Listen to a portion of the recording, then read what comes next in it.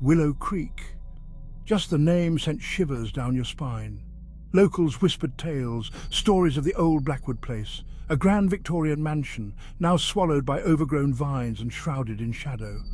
It stood at the end of a gravel path, twisted and gnarled like the hand of a witch. Some said a darkness lingered there, a cold spot in the world. Folks said the Blackwoods were never quite right, kept to themselves, whispered strange things at night. Then, one by one, they disappeared, vanished without a trace. The house stood empty, silent, waiting.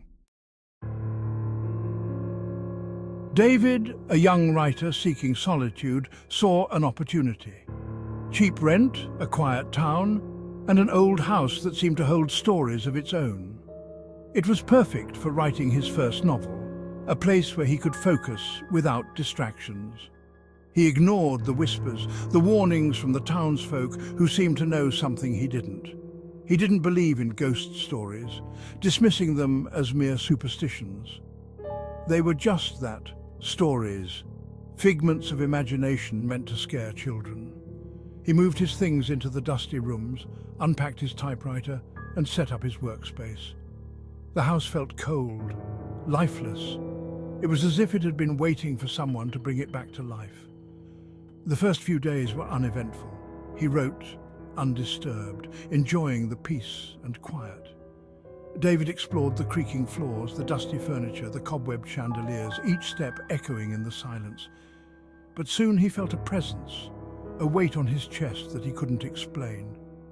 He told himself it was just the age of the house settling around him, the natural sounds of an old building. He tried to ignore the feeling, to focus on his writing, but the unease lingered, a constant companion in the shadows. Then the noises started. At first, just soft, almost imperceptible. A creak on the stairs like the house was settling, or perhaps something more. The rustle of fabric in the dead of night, as if someone was brushing past. He dismissed them. An old house groaned. It was natural, he thought. But the sounds grew louder, more insistent, as if demanding his attention. Footsteps pacing in the hallway outside his bedroom, a rhythmic haunting pattern. Whispers, just at the edge of hearing, like secrets being shared in the dark. One night, David woke with a jolt, his heart racing, his mind foggy with sleep. A cold spot in the air beside his bed, chilling him to the bone. He felt a breath on his cheek, cold and unnatural, sending shivers down his spine. A whisper close to his ear. "Get out," it said, clear and menacing.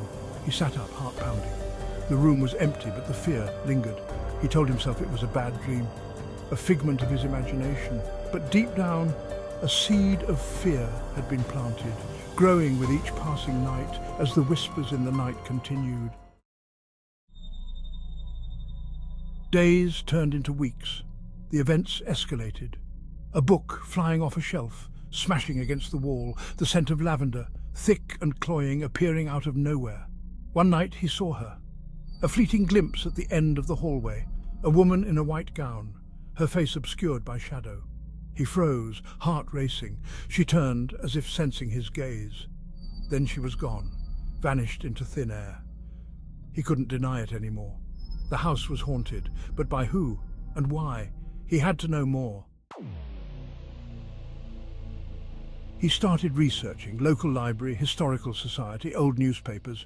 He pieced together the Blackwood family history. There was a wife, Amelia. She went mad, they said, after the disappearance of her husband. They locked her away in the attic. One day she was gone too, vanished. David went to the attic. It was as if time had stood still. Dust-covered furniture, a rocking chair swaying slightly, and a diary, Amelia's diary. He read entries filled with despair, with fear, with anger. Her husband was conducting dark rituals, she wrote. He was trying to open a door to another world. He read about the night Amelia vanished. The house shook, she wrote. The air crackled with energy. Then silence. He was gone. And she was alone. Except she wasn't. Something else was in the house with her. Something dark, something hungry. David felt a chill run down his spine. He looked around the attic. The air felt heavy, oppressive. He could hear whispering coming from the walls, from the shadows. He realized the truth.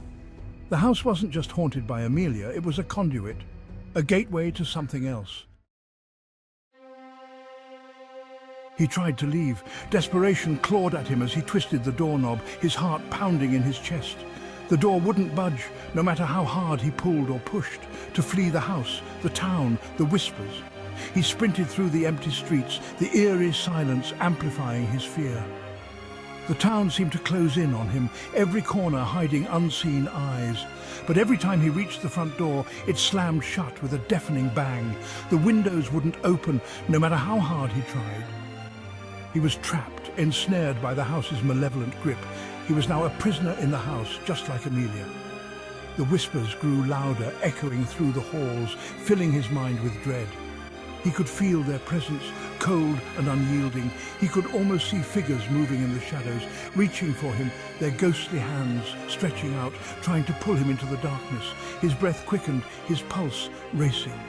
He ran to his typewriter, the only thing that seemed real in this nightmare. He had to document everything, to make sense of the madness. He had to get the story out. His fingers trembled as he sat down, but determination set in. He couldn't let the fear paralyze him. He typed furiously, his fingers flying across the keys. Each keystroke was a battle against the terror that threatened to overwhelm him. He wrote about the Blackwoods, about Amelia, about the cursed history that seemed to haunt every corner of the house, about the darkness that permeated the house, the malevolent force that seemed to watch his every move, waiting for him to falter.